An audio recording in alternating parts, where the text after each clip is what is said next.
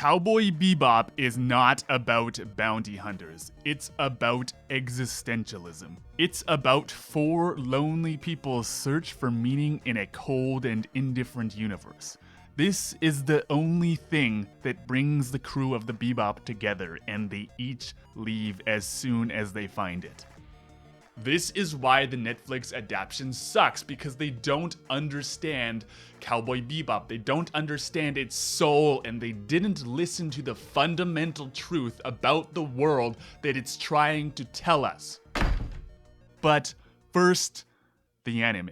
Faye is a relic of the past with no family, no money, and no friends. Ever since waking up after 54 years of cryosleep, she's felt lost and out of place, with nothing to tie her to reality. She distracts herself with gambling, but yearns for any kind of attachment to help her feel rooted in the universe, eventually finding herself aboard the Bebop with a bunch of other misfits she doesn't get along with. She continuously sabotages her relationship with the crew of the Bebop, yet doesn't want to leave. Instead, she creates this sad antagonistic relationship where they all hate her but can't bring themselves to tell her to fuck off. When she meets the one person who ever showed her any kind of meaning or permanence, she desperately clings to him, even though he's nothing but a liar and a cheat. And when she realizes that he too knows nothing, she's forced to abandon him and her past and turn to the present. Jet's wife abandoned him, and he has been searching for the answer for what he did wrong ever since. But when he finally finds it, it's empty. She simply left him because with him she could never be anything but his wife. Maybe it's watching his wife sacrifice everything for someone who is everything he isn't. Young, reckless, and short-tempered. Or maybe it's listening to Kiss from a Rose.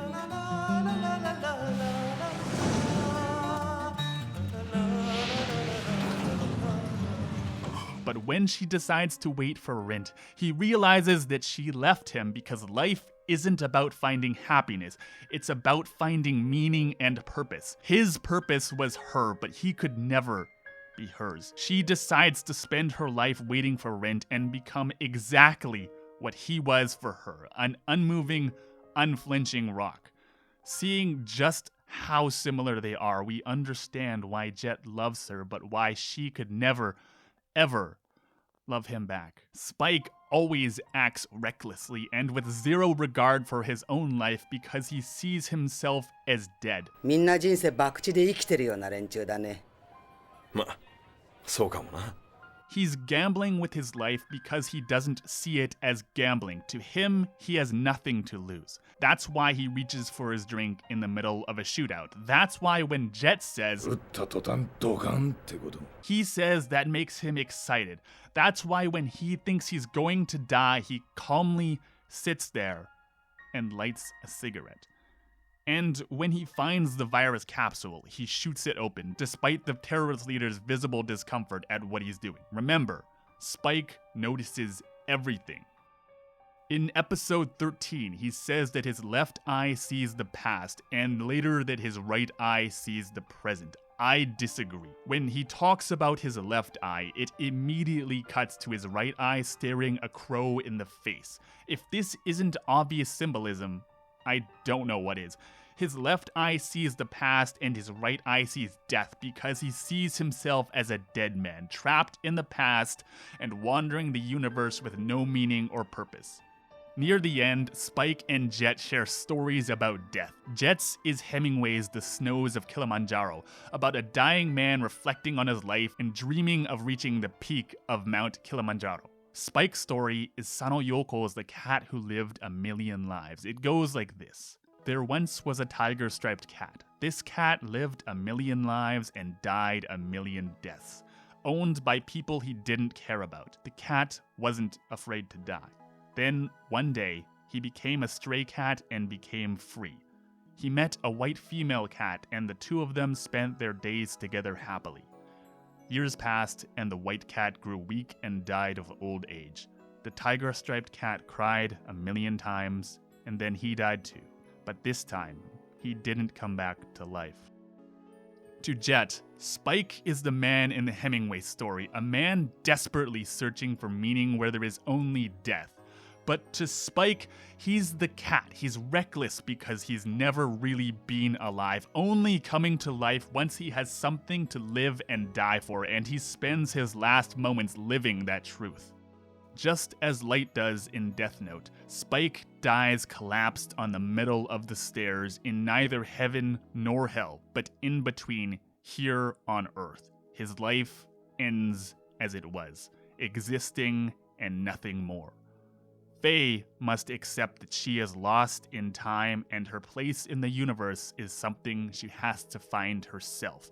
Jet must accept that the meaning of his life is never coming back and that he has to start anew.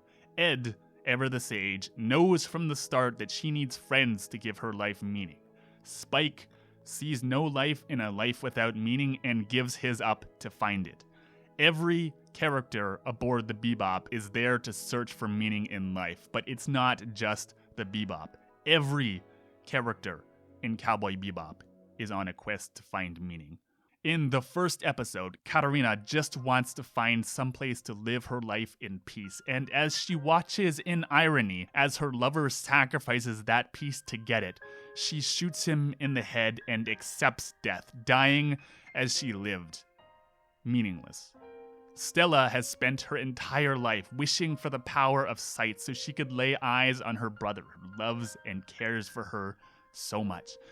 In the end, he grants her that wish at the cost of his own life, and as she reflects on the irony of her life and asks what kind of person her brother was, Spike tells her he was just the person she thought he was, and she never needed to see his face to know it. Empu, the rogue satellite, has been floating alone above the Earth for decades until one day it decides to carve pictures in the Earth because if it must be lonely, then it could at least have beauty. Pow's daughter has always been following in her father's footsteps, hating him, yet wanting to be him, and like Jet, haunted by her desire for meaning and answers in their empty relationship. Chessmaster Hex planned out this elaborate 50-year revenge but couldn't keep up with time and forgot both his revenge and his anger as his brain was addled by age. In the end, he's left with the only things that ever really mattered to him: chess and someone to play it with.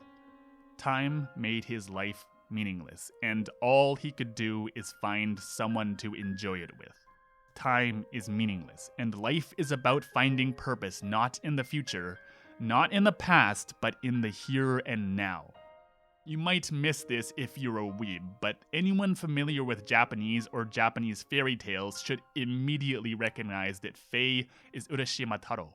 でな、その亀はお礼に奴を竜宮城ってとこに連れて行ったんだ。 Urashima Taro saved a turtle's life, and in return he was brought to a big undersea party at the Dragon Palace where he feasted and partied and partied and feasted until eventually he decided he had to go back home to his family. Then the princess gave him a treasure box as a parting gift, telling him never ever to open it. But when he returned home, he found that 100 years had passed and that his mother and father and all the people of his village were gone. So, with nothing left in his life, he opened the box. It contained his age, which instantly returned to him, and he became an old man. Faye is Urashima Taro. She finds herself 54 years in the future with nothing to mark her place in the world but a videotape with her past hidden inside. With nothing in her life but temptation, she peeks inside and finds her age, a video of herself from high school. A nightmare. The hopes and dreams of her past self, of someone she should love and cherish but cannot. Inside this tape lies nothing for her but regret, because the past is something she can never have and never know. Just as Chessmaster Hex could not reach into the future, Faye could not reclaim the past. What matters is the present, and one by one, each of the members of the Bebop discovers this. Jet accepts that his life's meaning has left him forever. Ed finds her father and wanders off in search of him. Spike finds meaning in death, and Faye realizes that what she should have been focusing on this whole time is her life in the here and now, only to realize it's too late as her friend wanders off to die alone. Cowboy Bebop is not about bounty hunters. It's not about space. It's not about any of the things that happen. Cowboy Bebop is about existentialism. It's a story about the search for meaning in a meaningless universe. So with this in mind, it's pretty easy to deduce what the fuck went wrong with the Netflix adaptation. They didn't understand Cowboy Bebop. By the way, if this helped you understand Cowboy Bebop, please step on the like button. I don't know how they had hundreds of people working on this and none of them stopped to say, hey, what the fuck is Cowboy Bebop about? None of them. Like, yeah, I get it. It's not the individual's fault, but with how fundamental this is to the story of Cowboy Bebop, it really makes you wonder how on earth they made an adaptation without this. Like, by the way, if you're from the Cowboy Bebop Reddit, fuck you, this went wrong for exactly the reason I said it would 3 months ago, but they were like, whoa, you're not allowed to criticize it until it comes out just because the director obviously does not understand the story he's in charge of doesn't mean it's gonna be bad. Like, fuck you, I'm right, you're wrong, suck a dick. So anyway, without further ado, please allow me to flex my huge fucking weeaboo brain all over you as the king of weeaboos and properly explain what went wrong with Netflix Cowboy Bebop. Let's start with Faye, because to be honest, if there's one thing I liked about this adaptation, it's Faye's actor. She lacks Faye's sexuality and grace, but perfectly captures her optimistic cockiness. So it's not identical to the original, but I think it works in a way that translates extremely well to English. Alright, go team! We're gonna split this 50-50, right? Of course, her efforts are immediately ruined by the writing in this horrible exposition dump that is her character now. Now, a lot of people are upset that her outfit is not the sexy, revealing getup from the anime. I'm not. I just think that, you know, I get the desire to not hypersexualize your female lead, but at the same time, they have her reach into this tree dude's pants and grab cum. Like, is that really better? Like, seriously? And then they have her hook up with this lesbian chick to throw some fan service in there anyway. Like, if you're going to give it to us, at least don't ruin her character with it. Yeah, that's right, I don't like that there's a Yuri scene in here. Why? Because it doesn't fit her character. Obviously, I don't have a problem with Faye being bi or sleeping with a woman. I mean, look at me. I have a problem with her hooking up with someone like that because this is not what Faye wants. Faye does not yearn for attachment or intimacy. She yearns for permanence. Having her hook up with some random girl because she is lonely completely erases her search for meaning by making it about something it is not. Likewise, this scene when she's dying and she keeps muttering, My name's Faye Valentine. My name's Faye Valentine. Like she's holding on to this shred of her identity is completely wrong. She doesn't have an identity, that's the entire point. She has a complete breakdown and settles on Faye Valentine after this. So how does this make any sense? Like, they kept in the videotape, but for some reason added in her mom as a bonus voice. Did you get it? I got it. No, how did you completely misunderstand this? The tape is not about her being lonely, it's about her not existing. Throwing in her mom makes this about loneliness. It is not. Then there's Jet. So they gave Jet a daughter, which is, how do I say this? Fucking idiotic. The entire point of his character is that he had a purpose, and his purpose left him, and he needs to find a new one. But by giving him a daughter, you're giving him a purpose again. There's nothing else I can even say about Jet. This is such a huge fuck up that nothing else he says or does even matters at this point. Then there's the side characters like Katarina. In the anime, she shoots Asimov in the head as she gives in to the hopelessness and emptiness of the universe. Here, she's the one that plunges into death, and her death is now the literal opposite of the anime. Instead of someone accepting the futility and meaningless of her life, she's now just dumb. Now, before I move on to Spike, you might be like, what about X random problem? Here's the thing. I don't care about any of that. I don't care that every scene drags on for about 4 minutes too long. I don't care that the acting is like surprisingly bad. Goddamn, Spike! You're supposed to wait for my signal! I don't care that every city looks the same. I don't care that they use random Japanese words to show the weeaboo cred, Mushi mushi. even though jet is the only thing that is supposed to be Japanese. I don't care that they think normal Japanese bathing is something new and silly. After the deliciousness of the bath, you get back in the shower, rinse off, ergo, shower, bath, shower. Or that the headphones thing is just ripped from Guardians of the Galaxy, or that Faye's outfit is wrong, or that Jet's actor is too young, or that there's extremely obvious cup noodle product placement, or that they overuse slow-mo and unnecessary random camera angles, or that they are trying to expand on even throwaway characters like the Big Shot duo, yet somehow still miss the actual nuance that went into them. 仕事見つかったのかい? Or any of the other fucking idiotic fuck-ups that they made. Because all of this bullshit stems from one fundamental problem.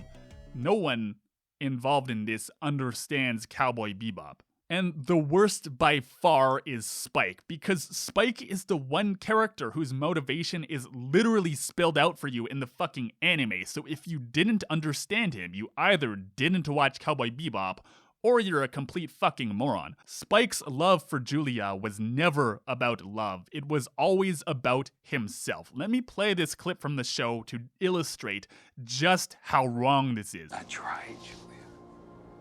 I tried for 3 years to let you go. No, he didn't, because it wasn't about letting go. His love for Julia is not about love. It was never about love. It was about living. The reason she's so important to him is not because he loved her. It's because she made him finally feel alive. It's like they took every surface level thing that happens in Cowboy Bebop and were like, oh, that's what that means. Oh, Jet is divorced. I guess that means he's divorced. And if we just add a kid, then he's even more divorced. Oh, Faye has no family. I guess that means she is lonely. Oh, Spike is in love with Julia. I guess that means he's in love with Julia. Hemingway? Who the hell is that? Did you think this was just about diamonds? You did, didn't you? Oh, the irony. Again, it'd be less stupid if the anime didn't spell out everything with these metaphors. Like, I don't get it. I just don't get it. Maybe you're like, maybe they're not trying to tell the same story, maybe they wanted to make something new. To which my response is, one, why not just tell a new story, because none of the characters even remotely resemble the originals. And two, this only works if the new story has its own voice. This does not. Instead, it's just all over the place. On the level of bad fan fiction, only it's a multi-million-dollar Netflix project. Potentially more, since they set it up for an even worse sequel with just the cringiest Edward. And like Spike doesn't die. Spike doesn't even die in the end. And I know I said it doesn't matter, but let me bring up that bit about them using random Japanese words where it clearly doesn't make sense. Shonen, shoujo. This is not something someone seriously rewriting Cowboy Bebop would do. This is something a weeaboo would do. This was not written by people who respect or understand anime. This was written by weeaboos, jerking it to their own terrible fanfiction. So with that in mind, I would like to now address Netflix. I don't know how much you paid the writers or the director, but it looks like you threw a shitload of money at this, and it came out an irredeemable pile of garbage like everything else you lay your hands on. I don't understand why you would want to spend millions and millions of dollars on irredeemable trash instead of the same amount of money on something that people would actually want to watch in the future instead of forget about a month from now. Netflix, it's funny that you're so incompetent, but we do really all want these to succeed. So I will be your advisor on any anime project you choose for, let's say, half of whatever you paid the director on Cowboy Bebop, okay? And I'm half Chinese, so I even fit into your diversity budget. Isn't that fucking cool? Now, for everyone else, and also Netflix, if you want to know what makes a good live-action anime, you can check out my previous rant here. As always, thanks for watching, friends, and I'll see you next time.